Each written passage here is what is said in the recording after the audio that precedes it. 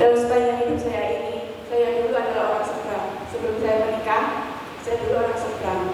Saya juga mengaji, belajar ngaji. Terus saya mengaji oleh suami saya. Itu pun bukan gara-gara suami saya, karena waktu saya masih sekolah waktu SMP itu, dalam hati saya punya pikir, kapan yo aku dipacar anak Kristen kok koyok pena. Tapi Tuhan jawab tidak dengan mudah dan dengan gampang. Kita mengalami kecelakaan dulu. Dalam kecelakaan itu saya mengalami gagal otak ringan lah. Terus dalam menjalani sekolah, kami tidak mampu menjalankan sekolah. Dalam pelajaran kami tidak bisa menerima karena kepala pusing, tidak dapat menerima beban pikiran lah ibaratnya itu. Terus dalam posisi itu saya menulis memuji mengenai nama Tuhan dalam hati saya. Tuhan, apakah ini Engkau menenangkan hatiku, menenangkan jiwaku? Itu sudah berjalan lama, sudah hampir 18 tahun kami menikah. Dalam 18 tahun ini saya juga mengalami pertolongan Tuhan yang luar biasa. Dalam berapa minggu kemarin, berapa hari kemarin saya mengalami istana saya kambuh. Tapi dengan dasarnya pertolongan Tuhan tak pernah lambat, Tuhan tak pernah meninggalkan kami. Walaupun dalam kehidupan kami sering meninggalkan Tuhan, kami sering nanti aja lah Tuhan keri-keri. Dalam kehidupan kami sering gitu dalam kehidupan keluarga kami. Tapi Tuhan tak pernah meninggalkan kami. Tuhan turunkan mukjizat dalam kehidupan kami, terutama bagi saya. Dalam USG kemarin hari Senin itu USG 2 kali.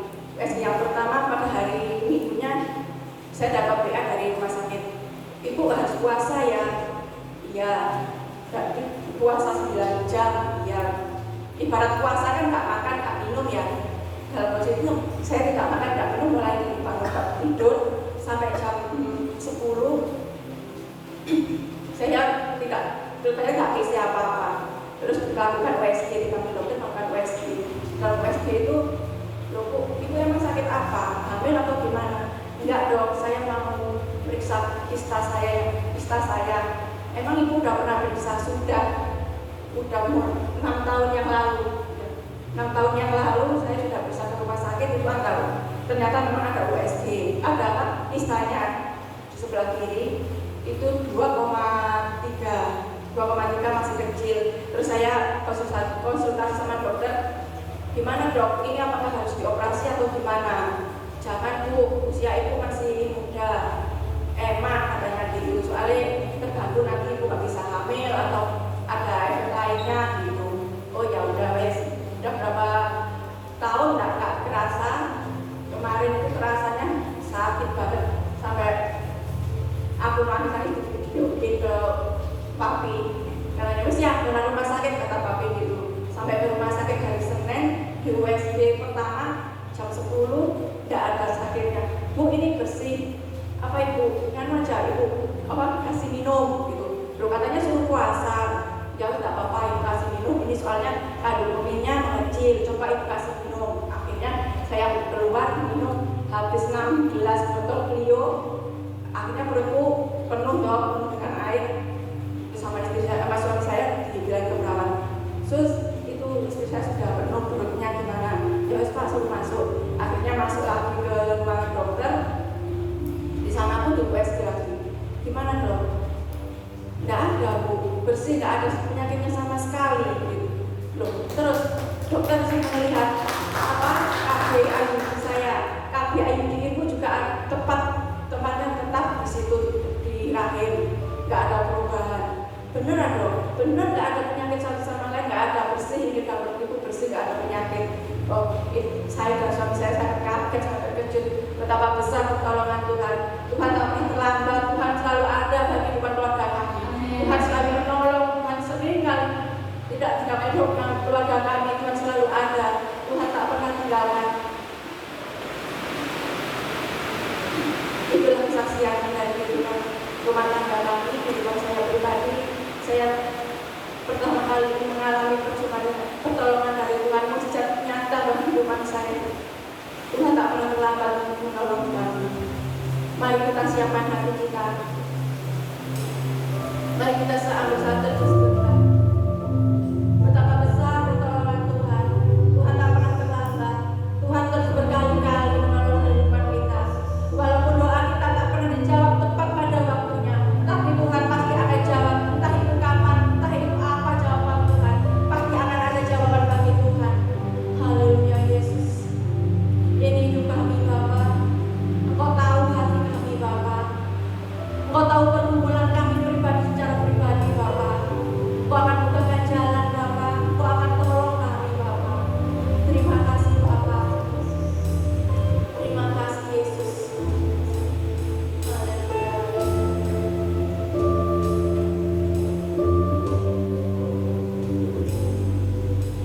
Meskipun Tuhan tak menolong, meskipun di dalam dagingku, ku tetap memilih dan percaya dan mengucap syukur. Meskipun doaku tak terjawab Bapa, meskipun doaku tak terjawab, meskipun hatiku habis lenyap, ku tetap memilih untuk percaya dan mengucap syukur berkali-kali. Berkali-kali Kau menolong,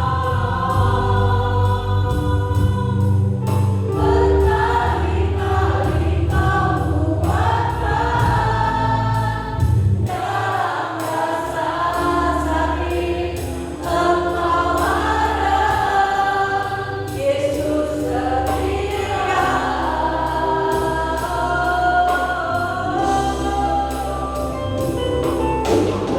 Berkali-kali Kau menolong, berkali-kali Kau kuatkan dalam rasa sakit. Engkau ada, Yesus setia. Mari kita balik diri kebenaran Tuhan. Meskipun Tuhan tak menolong, mari kita hayati pujian ini dengan hati seluruh hati kita. Betapa besar kasih Allah bagi kehidupan kita. Terima kasih Bapa. Dan mengucap syukur.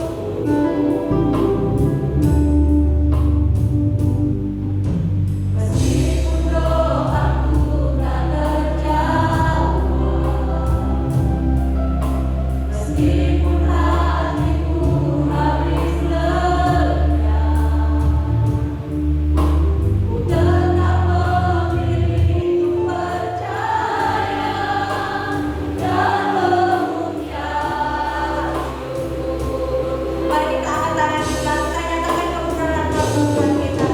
Berkali-kali Kau menolong, berkali-kali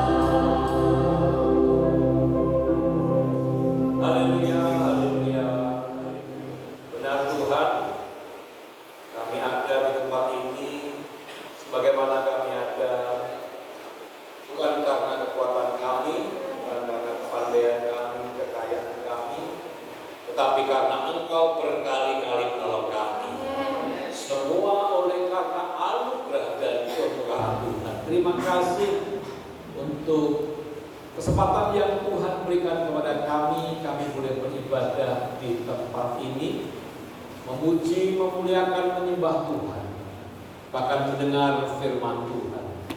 Sesungguhnya pujian dan penyembahan yang sejati adalah melakukan firman Tuhan. Oleh karena itu ajari kami untuk tidak hanya menjadi pendengar firman Tuhan, tapi menjadi pelaku firman Tuhan. Karena ketika kami melakukan firman Tuhan, kami sesungguhnya sedang memuji, memuliakan dan menyembah Tuhan. Urapi hati hamba-Mu, urapi kami semua yang mendengarkan.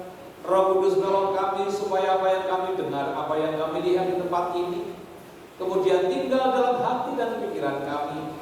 Dan setelah selesai ibadah dan kami pulang ke rumah kami masing-masing, hidup kami semakin hari semakin berkenan di hadapan Tuhan. Semakin hari semakin serupa dengan karakter Kristus. Itulah kerinduan kami ya Tuhan. Berfirmanlah kepada kami Tuhan, kami siap untuk mendengarkan dalam nama Tuhan Yesus Kristus. Kita semua yang siap diberkati Tuhan dan terus akan diberkati Tuhan, bersama-sama katakan amin. Silakan dulu Bapak Ibu, shalom. Apa kabar Bapak Ibu? Sehat semua ya? Sehat badannya, sehat dompetnya. Amin. Ya, karena kalau badannya sehat, dompetnya sakit, katanya bisa oleh. Sukacita bukan tergantung isi dompet. Amin. Isi ATM. Isi ATM. Betul. Terima kasih Pak Ini kesimpulan sehat Pak ya, Gembala dan seluruh jemaat GCA Sidoarjo. Saya lupa, saya kesini terakhir kapan Pak ya? Natal ya, Natal alhamdulillah baik. Terima kasih. Iya, terima kasih. Walaupun ya cuaca ya hujan, katanya sudah mulai kemarin Pak ya. Ya kita doakan Sidoarjo nggak banjir, amin. Boleh banjir tapi banjir berkat, amin. Iya, Bapak Ibu yang saya bawa rombongan Pak, ada berapa orang? Ada 1, 2, 3 mobil ya. Harusnya 4 mobil lagi, berarti yang 1 nggak bisa. Jadi ada 3 mobil Pak, kita ada sekitar 15 orang Pak, kira-kira begitu. Nah, saudara yang dikasih Tuhan, memang hari-hari ini sudah banyak berita ya. Baik tentang kondisi ekonomi yang juga penuh dengan ketidakpastian, juga ada perang ya, Amerika dan Iran. Oleh karena doa kita mereka akhirnya gencatan senjata. Ya memang kadang-kadang repot ya, kalau nggak ada perang nanti perusahaan peluru sama perusahaan senjata sepi nanti aja. Bisa di PHK karyawannya aja. Katanya supaya bisa laku harus diciptakan perang, tapi itu bukan solusi Bapak Ibu, karena Tuhan Yesus datang ke dunia sebagai pendamai bagi umat bangsa-bangsa di dunia ini. Nah, saudara yang dikasihi Tuhan, saya selalu mengatakan bahwa hidup orang Kristen itu dua, ya, tugasnya dua, itu orang Kristen, orang yang percaya pada Tuhan. Yang pertama tugasnya melayani Tuhan, katakan melayani Tuhan.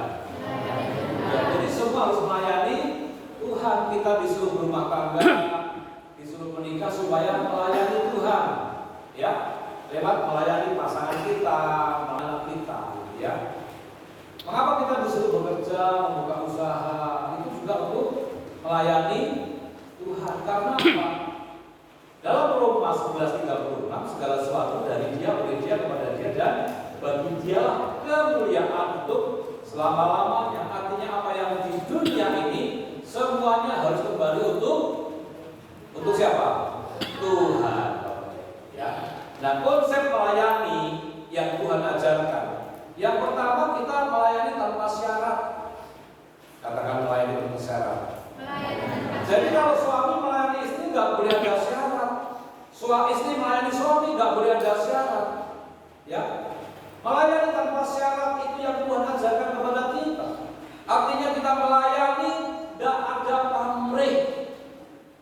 Melayani di gereja jangan minta dipuji, jangan minta dihargai, jangan minta dihormati. Kalau kita melayani di gereja masih pengen dihormati, masih pengen dipuji-puji, berhenti melayani saudara. Amin. Jadi yang pertama melayani itu tanpa syarat, seperti Yesus melayani kita tanpa syarat, saudara-saudara. Yang kedua, melayani sampai terluka. Katakan melayani sampai terluka. Semuanya pernah terluka? Pernah dilukai? Kalau ada yang bilang saya tidak pernah dilukai, saya yang melukai. Amin.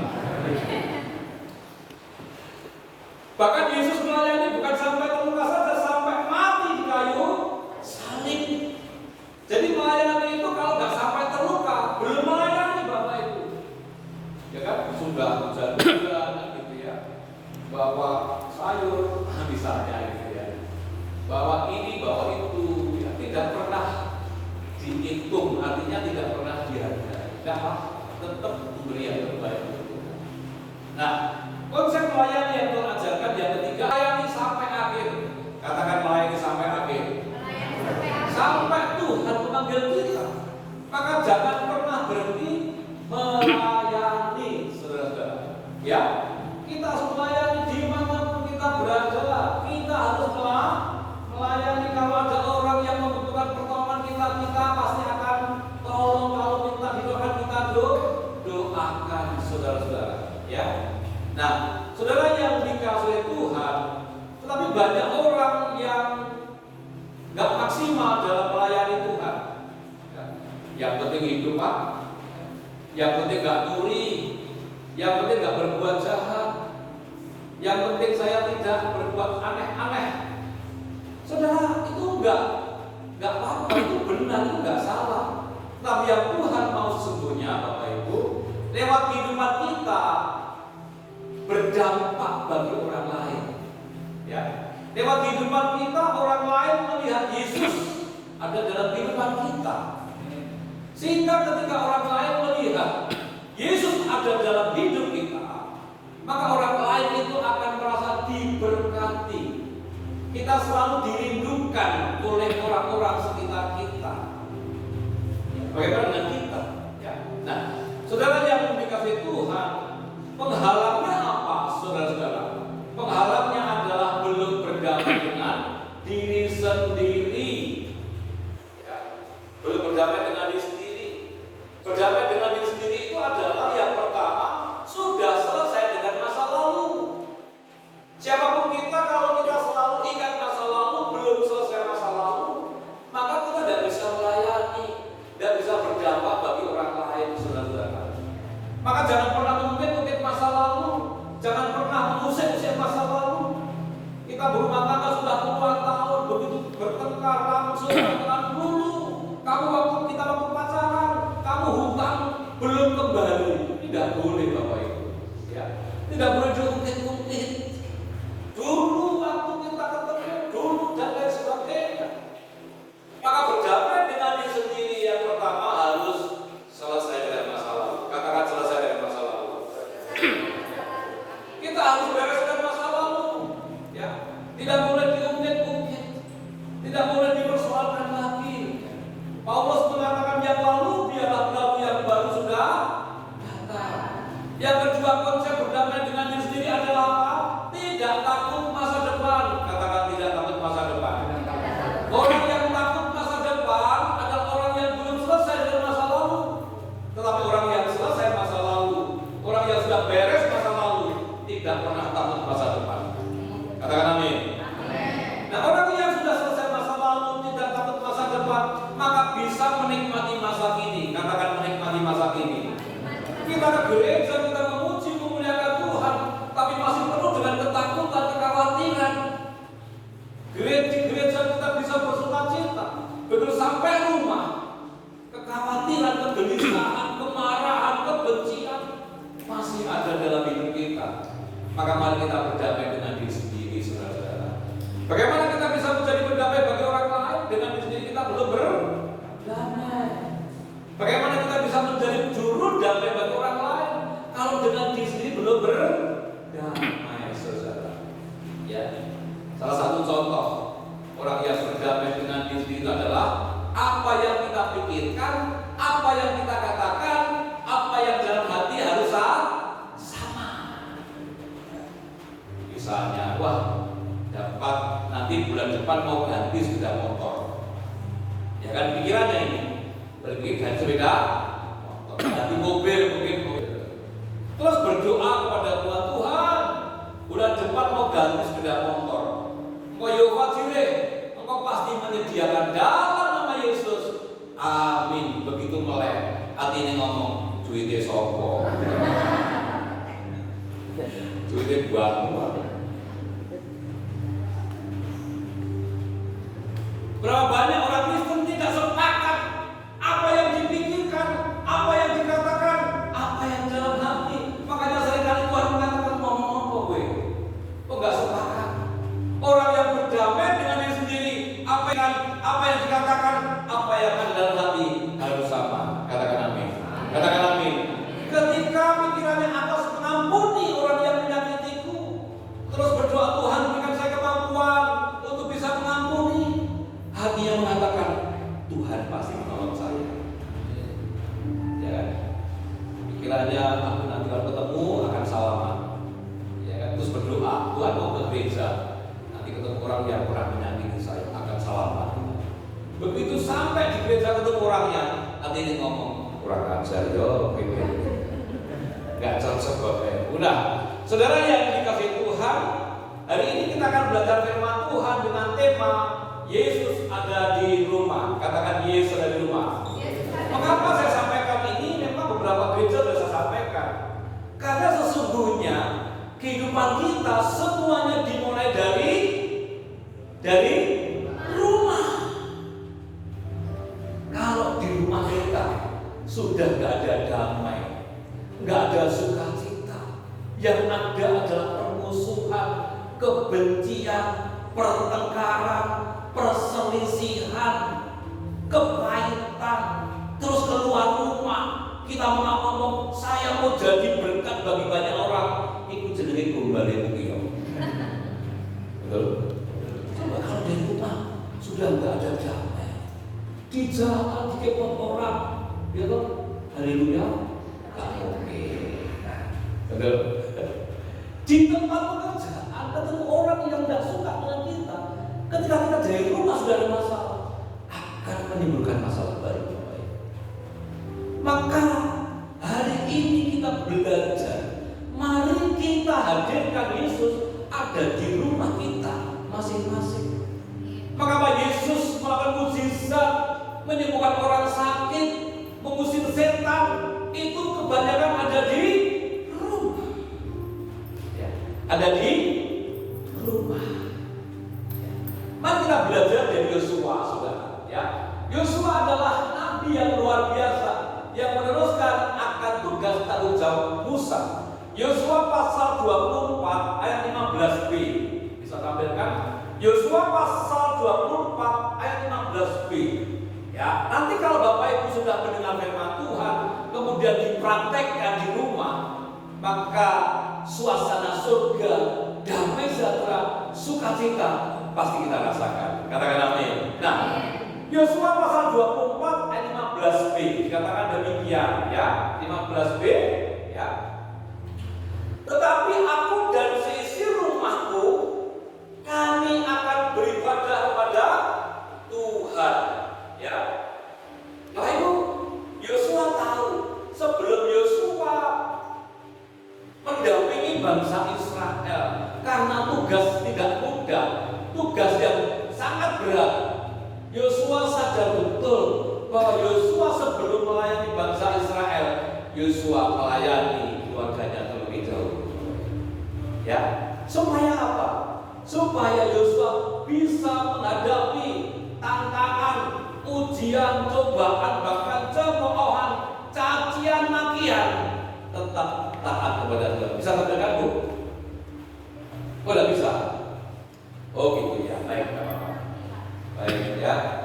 Jadi Yosua sadar betul bahwa melayani Tuhan itu harus dimulai dari rumah. Nanti baca ayat Alkitab ya. Saya ulangi lagi. Yosua pasal 24 ayat 15b. Tetapi aku dan seisi rumahku, kami akan beribadah kepada Tuhan. Seharusnya kita sebagai orang-orang percaya, ya, setiap waktu, setiap saat harus beribadah bersama keluarga kita di rumah kita masing-masing. Lalu di dalam Markus pasal 2 ayat yang pertama, ya, Markus pasal 2 ayat yang pertama, ya, dikatakan demikian, Markus pasal 2 ayat yang pertama. Sesudah lewat beberapa hari, waktu Yesus datang lagi ke Kapernaum, tersiarlah kabar bahwa ia ada di. Saya ulangi lagi. Sesudah lewat beberapa hari, waktu Yesus datang lagi ke Kapernaum, tersiarlah kabar bahwa ia, Yesus, ada di rumah. Ya, di rumah Bapak Ibu. Kapernaum adalah kota di tepi Danau Galilea. Waktu saya ke sana tahun 2017, masih ada bangunan-bangunan yang tersisa, ya, rumah mertua Petrus dan kurang-kurang yang mengalami mujizat Tuhan. Bahkan ada tiang-tiang sinagog di sana. Saya merasakan bahwa di bawah kolong langit, saya semakin sadar, semakin tahu, di bawah kolong langit tidak ada Tuhan selain Tuhan Yesus Kristus. Katakan amin. Kita mengucap syukur Tuhan kita ini Tuhan yang menciptakan manusia, sedangkan Tuhan orang lain Tuhan yang diciptakan manusia. Maka jangan pernah sia-siakan Tuhan kita. Tuhan kita Tuhan yang benar, Tuhan yang hidup, Tuhan yang mau berkorban untuk kita semuanya. Nah, pertanyaan mengapa Yesus banyak di rumah? Ya, mengapa Yesus banyak melakukan mujizat di rumah-rumah? Nah, saudara yang dikasih oleh Tuhan, kalau kita baca dalam Markus pasal 2 ayat 11 sampai 12, ini bicara tentang orang yang lumpuh, ya, disebutkan oleh 4 orang. Markus pasal 2 ayat 11 sampai 12. Ya, katakan demikian. Markus pasal 2 ayat 11 sampai 12. Kepadamu kukatakan, bangunlah, angkatlah tempat tidurmu, dan pulanglah ke rumahmu. Dan orang itu pun bangun segera, mengangkat tempat tidurnya, dan pergi keluar di hadapan orang-orang itu, sehingga mereka semua takjub, lalu memuliakan Allah. Katanya begini, katanya yang begini belum pernah. Perhatikan Bapak Ibu, ini. Nah, seharusnya kalau Yesus ada di rumah kita, karena Yesus sumber sukacita, sumber damai sejahtera, sumber berkat, sumber mukjizat, sumber kesembuhan, sumber pemulihan. Maka ketika Yesus ada di rumah kita, maka kita pun juga harus merasakan ada sukacita yang namanya damai dan sejahtera. Maka Bapak Ibu, kalau kita keluar rumah, ya, keluar rumah, apapun yang kita lakukan, kalau kita ini ada Yesus dalam hidup kita, kalau kemudian kita ada sukacita, ada damai sejahtera, apapun yang kita lakukan, orang lain mengatakan, yang begini belum pernah kita lihat. Katakan amin. Katakan amin. Artinya orang-orang yang melihat kehidupan kita, mereka diberkati, mereka merasakan ketenangan, mereka merasakan kedamaian. Itu yang Tuhan mau.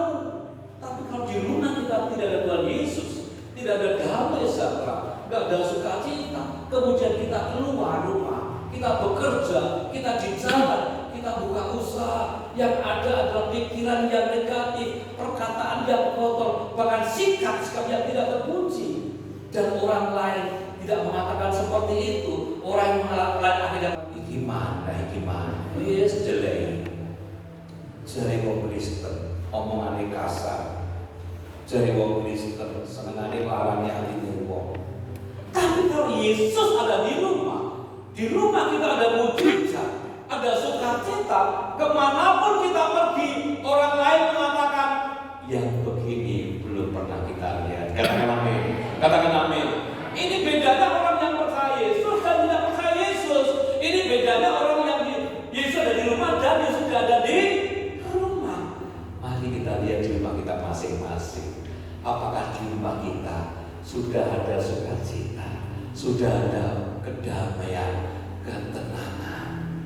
Kalau belum ada, mari kita undang Yesus secara pribadi dan dalam keluarga kita, supaya mereka yang melihat kita, mereka mengatakan, yang begini belum pernah kita lihat. Itu yang Tuhan mau. Lalu mengapa Yesus banyak melakukan mujizat di rumah-rumah?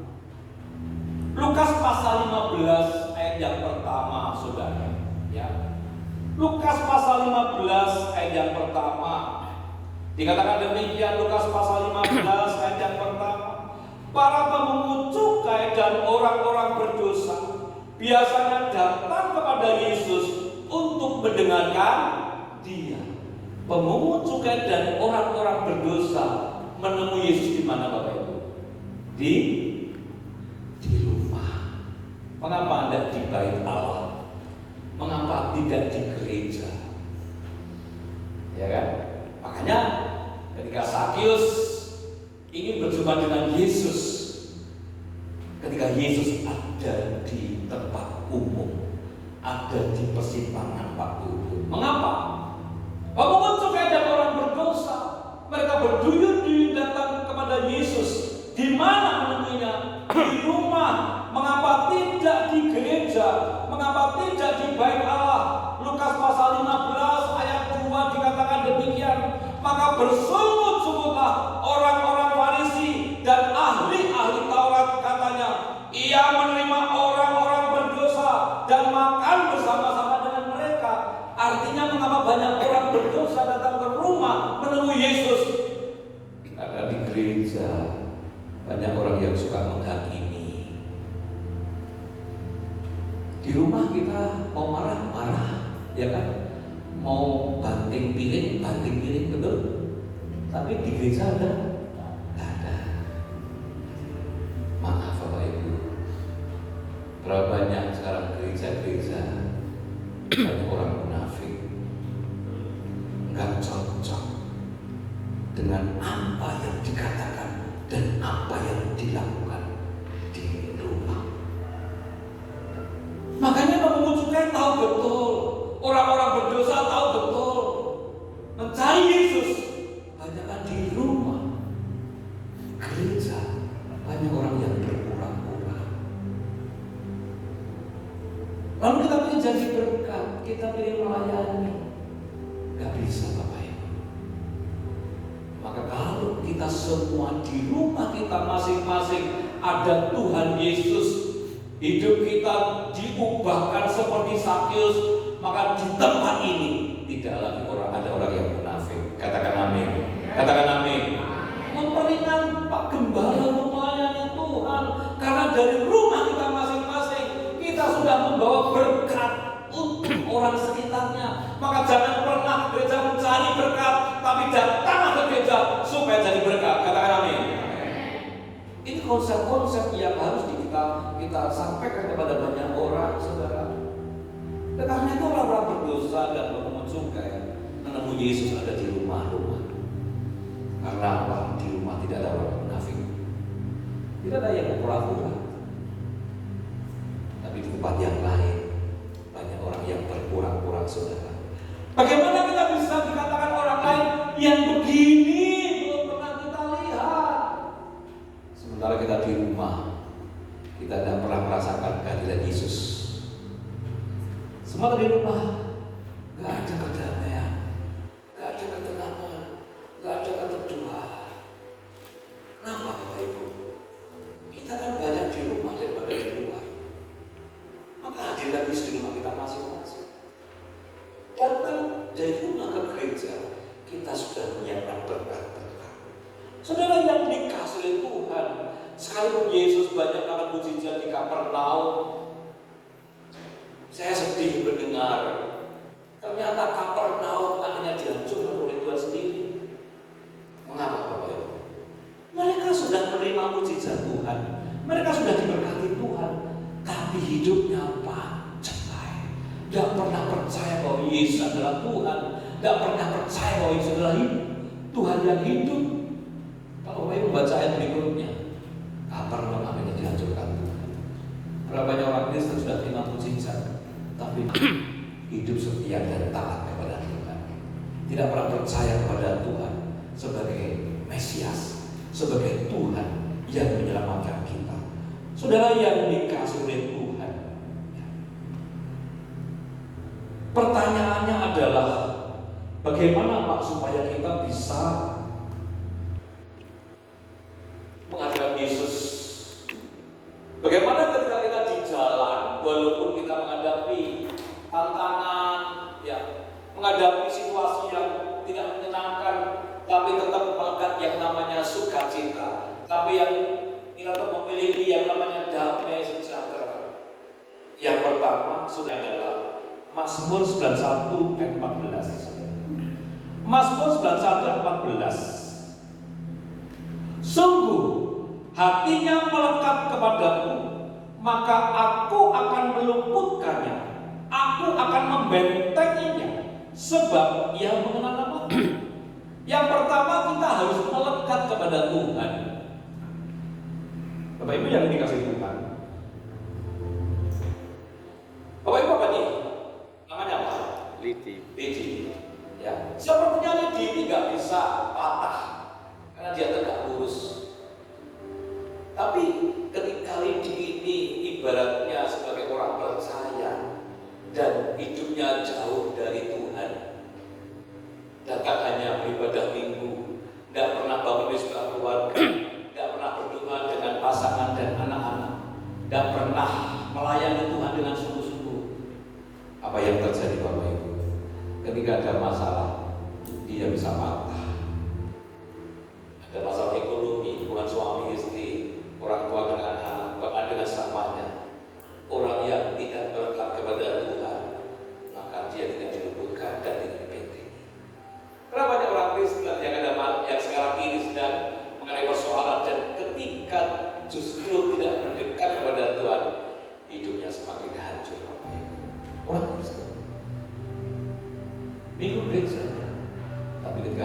tidak melekat kepada Tuhan, tinggal menunggu waktu.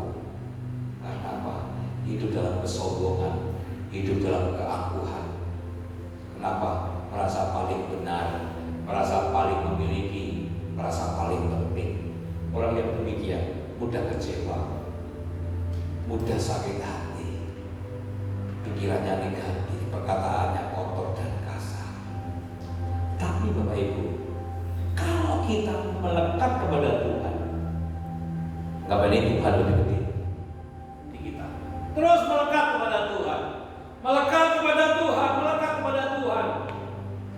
Ketika ada badai, ada pencobaan, kita tetap berdiri tegak, tidak mudah kecewa, tidak mudah sakit hati, tidak mudah kemudian kita jatuh dalam dosa, karena kita melekat kepada Tuhan. Katakan amin. Katakan amin. Jadi mudah melihat orang Kristen yang melekat dan tidak melekat. Ketika ada tekanan hidup, ketika ada persoalan, bagaimana responnya? Adakah orang Kristen yang ketika ada kesulitan, perkataannya perkataan yang kotor dan kasar? Adakah Bapak Ibu? Puji Tuhan, di sini nggak ada. Katakan amin. Di sini tidak ada. Saya tidak tahu. Orang yang melekat kepada Tuhan diluputkan, dibentengi. Ini konsep firman Tuhan, ini kunci yang pertama. Kalau kita ingin melayani Tuhan, kita ingin keluar rumah jadi berkat, yang pertama orang yang melekat kepada Tuhan, apapun yang terjadi sekalipun itu menyakitkan, dia tetap memiliki sukacita. Katakan amin. Tangan tuwek orang rokok, wayai ngangsur. Ada yang punya utang di sini? Oh, cuma saya sendiri. Yang katakan kan?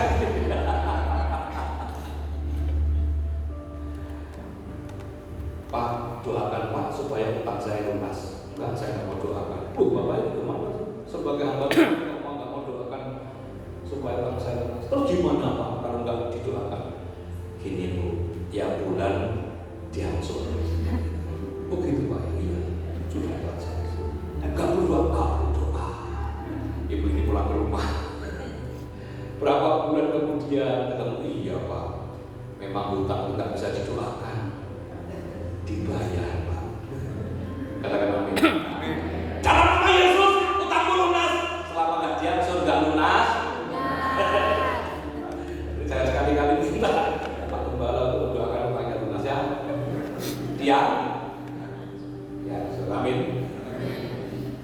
Yang kedua, Lukas pasal 14 ayat 33, Saudara. Lukas pasal 14 ayat 33. Demikian pula lah tiap-tiap orang di antara kamu yang tidak melepaskan dirinya dari segala miliknya tidak dapat menjadi muridku. Yang kedua Bapak Ibu, kalau Bapak Ibu ingin melekat kepada Tuhan, harus bisa melepaskan. Siapa orangnya yang tidak suka dipuji? Suka.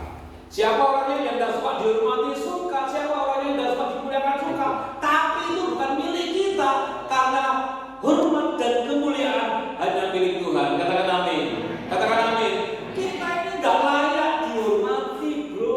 Kita itu nggak layak dimuliakan. Yang layak hanya Tuhan Yesus. Maka jangan pernah kita dihormati, kita dimuliakan, kita disambung karena kita sudah tidak layak di hadapan Tuhan. Maka lepaskan itu.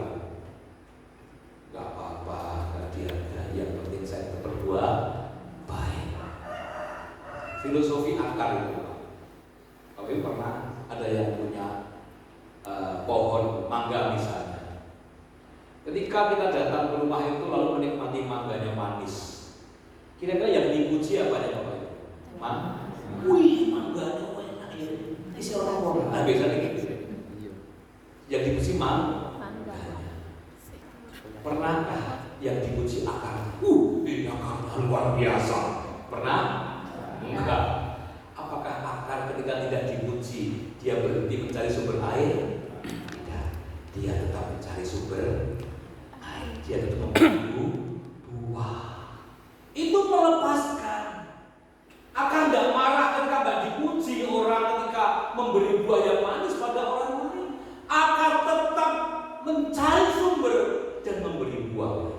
filosofi tentang melepaskan bagian. Apalagi pernah kita dikecewakan, kita pernah dilukai, terus kita simpan dalam hati. Apa yang terjadi kalau kita masih menyimpan kekecewaan dan kepahitan? Hidup kita nggak ada damai sejahtera. Maka lepaskan pengampunan, ya kan? Lepaskan gengsi, lepaskan ego, lepaskan apalagi hawa nafsu. Tanpa itu kita tidak bisa berangkat kepada Tuhan. Artinya apa? Orang yang melepaskan yang bukan menjadi miliknya, artinya dia hidup dalam kekudusan.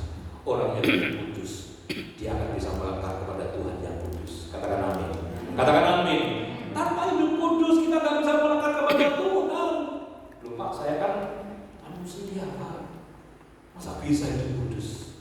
Bapak Ibu, hidup kudus itu bukan berarti tidak bisa bersalah, tapi hidup kudus tidak melakukan kesalahan dan dosa yang sama. Katakan amin. Katakan amin. Lupa saya bisa nggak melayani Tuhan di tengah-tengah saya harus berjuang. Tuhan pakai nabi-nabi, rasul-rasul, mereka itu mantan-mantan pendosa, tapi ketika mereka mau hidup dalam ketaatan dan kesetiaan, dipakai Tuhan luar biasa. Jangan pernah minder, cuma saya orang yang lemah, saya orang yang penuh dengan kekurangan. Asal kita mau dipakai Tuhan, asal kita mau melepaskan yang bukan milik kita, maka dipakai Tuhan luar biasa. Katakan amin. Katakan amin.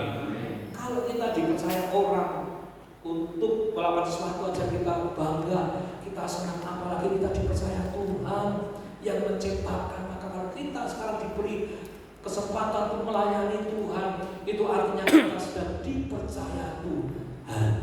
Dan Tuhan kita, Tuhan yang hidup, saudara. Lalu yang ketiga, yang terakhir, saudara, bagaimana Pak kita bisa menghadirkan Yesus?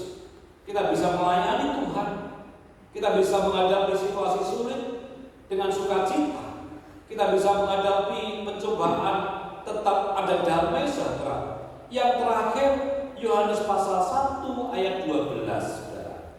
Yohanes pasal 1 ayat 12 dikatakan demikian, tetapi semua orang yang menerimanya diberinya kuasa supaya menjadi anak-anak Allah, yaitu mereka yang percaya dalam namanya. Yang ketiga, kita pertama melekat kepada Tuhan, kemudian kita melepaskan, dan yang ketiga kita mengundang Yesus secara pribadi dalam hidup kita. Artinya kalau kita mengundang Yesus secara pribadi sebagai Tuhan dalam hidup kita, artinya apa? Artinya yang bertahta dalam hidup kita adalah Tuhan Yesus. Kalau Tuhan Yesus ada dalam hati kita, Bapak Ibu, maka pikiran, perkataan, perbuatan itu sumbernya dari Tuhan Yesus. Makanya jangan merasa bahwa cukup percaya titik, tapi kalau nggak pernah mengundang Yesus secara pribadi dalam hidup kita, maka yang berkata siapa? Ego kita, hawa nafsu kita. Tapi undanglah Yesus pribadi Tuhan, tinggallah dalam hatiku. Roh Kudus, penuhilah hatiku dan pikiranku, supaya apa? Supaya hidupku berkenan di hadapan. Saudara, mari kita lihat tentang Sakeus. Sakeus itu mengapa akhirnya diberkati oleh Tuhan? Tentu ketika Sakeus mau datang kepada Yesus, gampang gak Bapak Ibu? Gampang gak? Ketika dia mau datang kepada Yesus, mau mengundang gampang gak? Enggak. Apa kata-kata orang di sekitarnya itu? Sakeus, kamu orang jahat, kamu orang berdosa, kamu gak layak mendekati Yesus. Apa yang terjadi? Sakeus tetap fokus kepada Yesus. Iya Pak, saya ini semakin mau hidup benar, semakin mau melayani. Ada coba kata-kata orang. Ngomong yang gereja, Pak, jadi kamu dulu begini begitu. Jangan didengar, tapi dengarlah suara Tuhan. Katakan amin. Katakan amin. Hati kita ketika Tuhan mau ketemu Engkau, hati kita saja, kita belum ngomong, Tuhan tahu. Akhirnya apa? Sakyus turun. Aku akan ke rumah. Apa yang terjadi ketika Yesus ada di rumah Sakyus? Hidup Sakyus berubah. Separuh hartanya dibagikan pada orang miskin yang pernah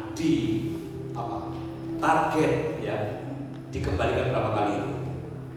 Ingat, 4 kali ya, 4 kali. Bayangkan Bapak Ibu. Artinya kalau Yesus di rumah kita seperti Yesus di rumah Sakyus, hidup kita mestinya berubah. Katakan amin. Katakan amin. Kalau hidup kita berubah, istri kita berubah, suami kita berubah, anak-anak kita berubah, kemudian kita keluar rumah, orang yang mengatakan, yang begini belum pernah saya lihat. Katakan amin. Katakan amin. Ya, makanya mari terus libatkan Tuhan, undang Tuhan dalam kehidupan kita.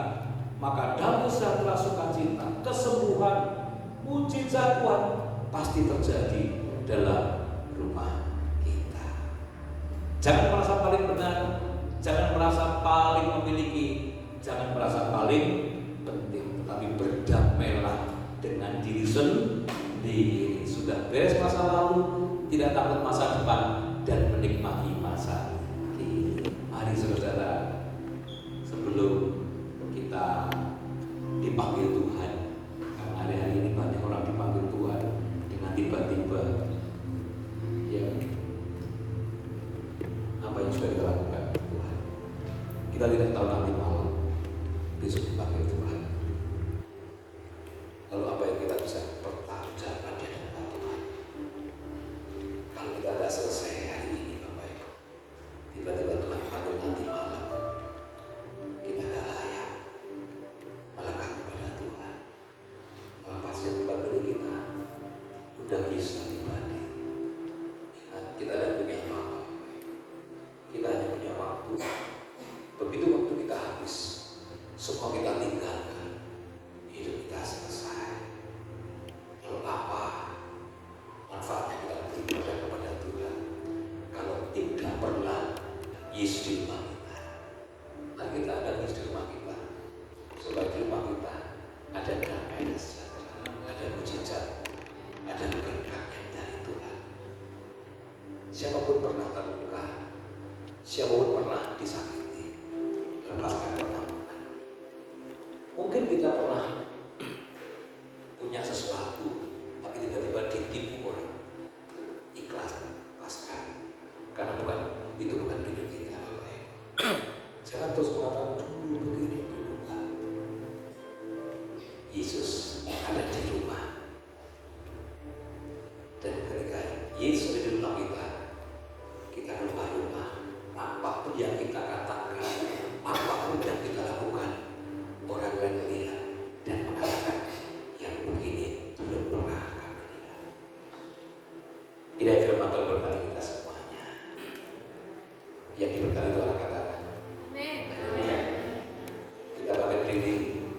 Kita akan pujikan Yesus setia.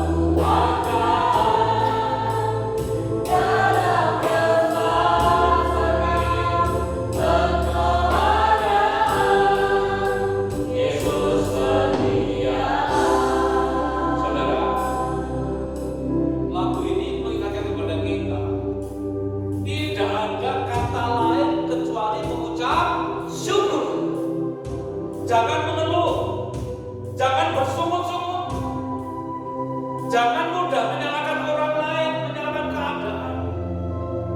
Kalau hari ini kita masih hidup, karena Tuhan sudah berkali-kali menolong kita. Apa rasa syukur kita kepada Tuhan? Mari melekat kepada Tuhan, saudara. Hidup taat, setia kepada Tuhan. Tuhan memang tidak pernah berjanji langit selalu biru, jalan selalu rata. Tapi janji Tuhan, Tuhan selalu menyertai kita. Katakan amin. Janji Tuhan, Tuhan akan berkali-kali menolong kita. Ingat Bapak Ibu, hanya orang yang mengeluh, yang bersungut-sungut, yang mudah marah, ego, mengumbar hawa nafsu, yang tidak pernah mengucapkan terima kasih kepada Tuhan. Orang yang melekat kepada Tuhan, apapun keadaannya, orang itu selalu mengatakan terima kasih Tuhan. Mungkin ada yang sakit belum sembuh-sembuh, ekonomi belum pulih, tapi yang hatinya melekat kepada Tuhan tetap memiliki sukacita. Katakan amin. Karena tahu betul Tuhan berkali-kali menolong kita. Kalau ada yang dilukai, disakiti, lepaskan. Kenapa kita kecewa? Karena kita suka dihormati, suka dipuji, lepaskan, kita nggak layak. Mari kita berdoa secara pribadi kepada Tuhan. Tuhan tahu apa isi hati saudara. Yang Tuhan mau saudara hanya terbuka, mau jujur kepada Tuhan. Aku belum layak, layakkan saya Tuhan. Abang mohon kepada Tuhan, setiap mereka yang lelah, letih, Tuhan kuatkan. Mereka yang hatinya masih menyimpan kekecewaan, kepahitan, Tuhan tolong supaya mereka sanggup mengampuni, melepaskan apa yang sesungguhnya tidak ada gunanya. Ketika hati mereka berharap ada ketenangan, ada kedamaian, ada sukacita dalam nama Yesus, hari ini hatimu dipenuhi dengan ucapan syukur, hatimu dipenuhi dengan sukacita. Jangan pernah merasa paling memiliki, semua milik Tuhan, saudara. Lepaskan semuanya itu yang membuat engkau sakit hati, itu yang membuat engkau kecewa, itu yang membuat engkau susah melekat kepada Tuhan. Engkau itu yang membuat engkau akhirnya mencari jalan sendiri. Tapi hari ini, saudara, mari kita persiapkan semuanya, hidup kita ke depan, supaya setiap saat Tuhan memanggil kita, kita sudah siap untuk mempertanggungjawabkan. Terima kasih Tuhan, Kau sungguh baik. Sampai nanti kita dimanapun kita berada, orang lain mengatakan yang begini belum pernah kami lihat. Haleluya.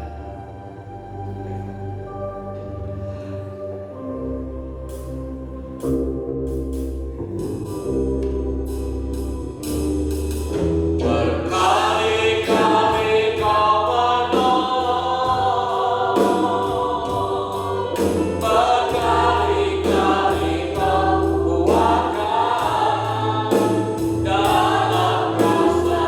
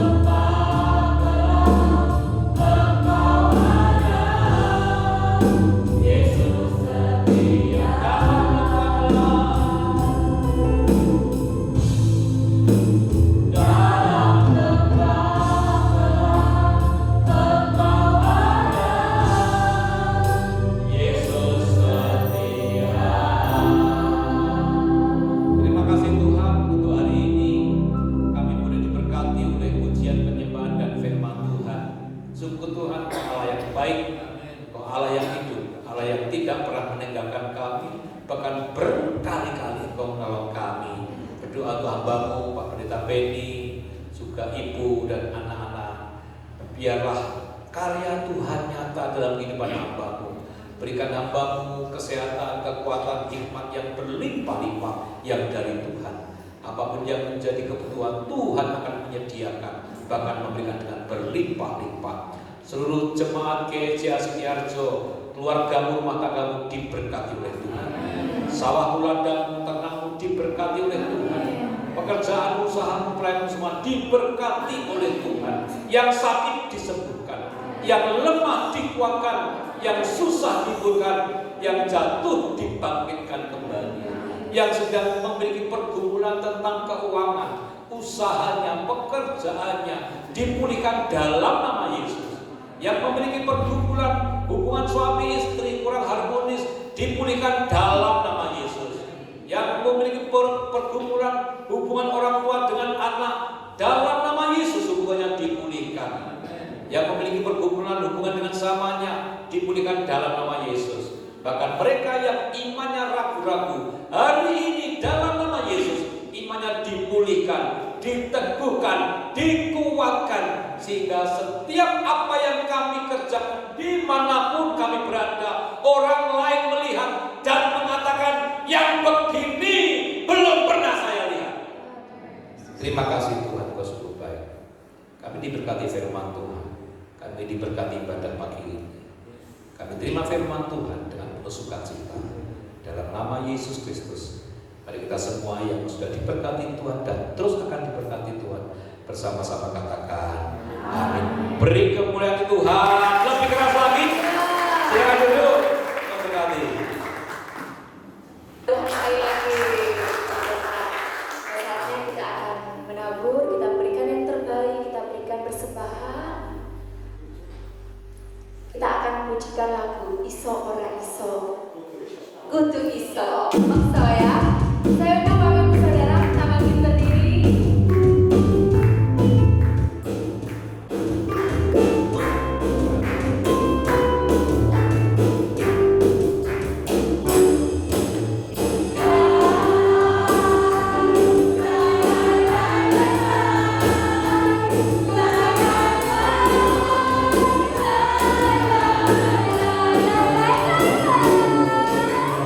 La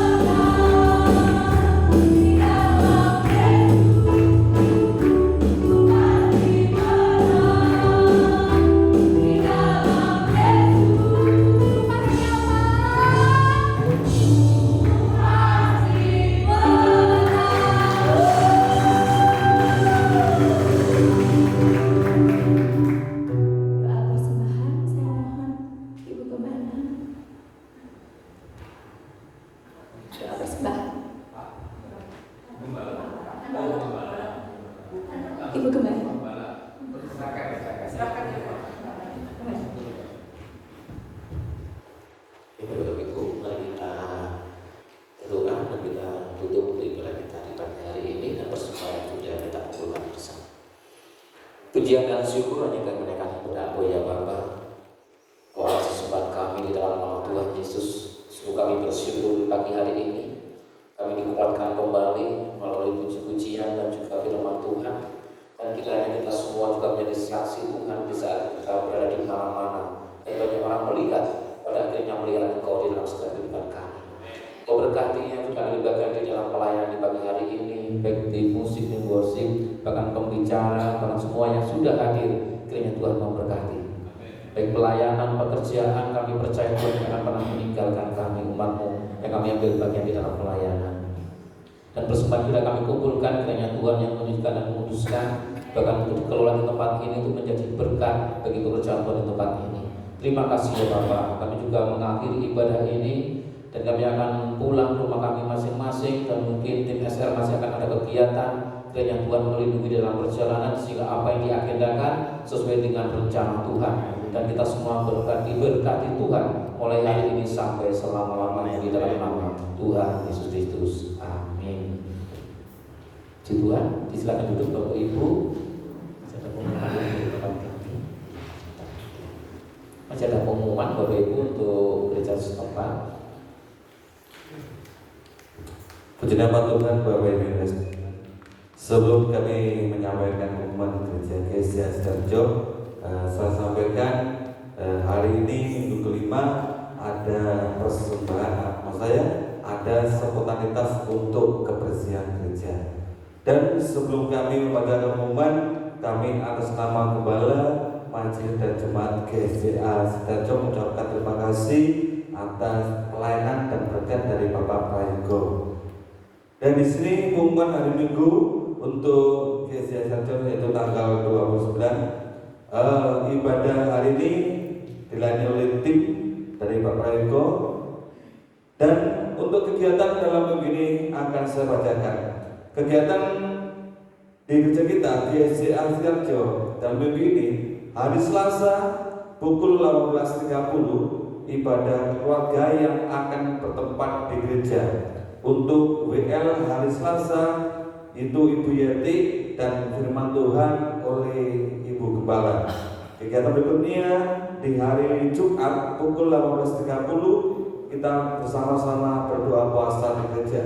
Dan berikutnya di hari Sabtu pukul 18.00 yaitu ibadah remaja dan kaum muda yang akan dilakukan latihan pujian untuk hari Minggu.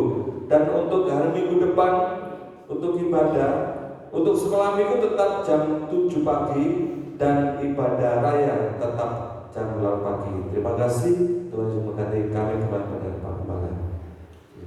Terima kasih untuk tim SR sudah melayani kami di tempat ini di GCA Sidoarjo. Dan juga mohon maaf karena Google Banknya nyasar-nyasar ya, itu lagi desa. Saya pun kemarin juga di Kalipare itu masuk di kandangnya orang begitu.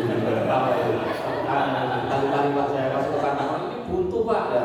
Dari tempat kita di kesana ke makam ya daerah Palu. Mohon maaf dan juga kami sangat bersyukur dan terima kasih baik untuk firman-Nya dan juga untuk puji-pujiannya Pak. Memang pas yang terjadi di Sidoarjo seperti itu, orang itu nggak melihat Yesus dalam kehidupan pribadi, tetapi malah melihat yang aneh-aneh yang membaca Allah. Makanya terus terima kasih Bapak Ibu juga mendampingi gereja-gereja di Sidoarjo supaya kami benar-benar hidup yang sesuai dengan firman Tuhan. Terima kasih untuk pelayanannya. Tuhan Yesus memberkati. Mungkin masih ada pujian penutup atau bagaimana? Atau bersembahkan pujian? Sudah. Pujian itu sudah. Demikian kepada kita Bapak Ibu. Tuhan Yesus memberkati. Bapak Ibu mohon maju ke depan, kita foto bersama ya.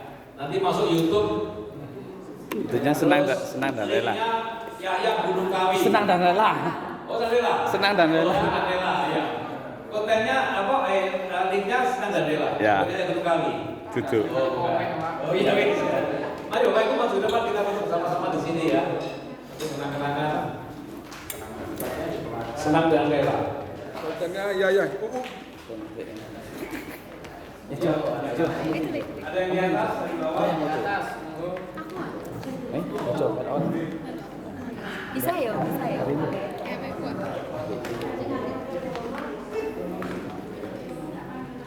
Iya wis ta. Iya. Oh iya. Ya wis karo. Ini berarti aku.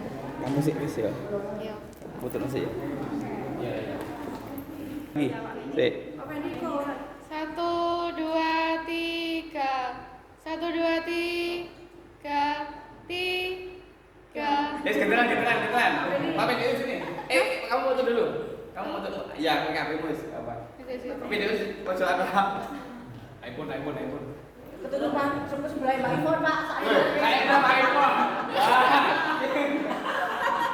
Ayo. Yuk, 1, 2, 3. 1, 2, 3. Ra, saiki kamu ra, melo ra. Ayo ini fotono kayak iPhone nih. Nah, itu. Mana ini? Kameramu nutupi ya. Kameramu ganggu iki. Enggak. Loh iki justru tak lebokno. Ini. Gas. Sip. Tuh. Apa yang diun kurang titik. Wes. Hitung lagi. 1, 2, 3. 1, 2, 3. Lagi. 1, 2, 3. Wes. Ya, video. Oh, saya video. Wes. Loh, ayo kamu. Tuh. Ya. Oke, siap.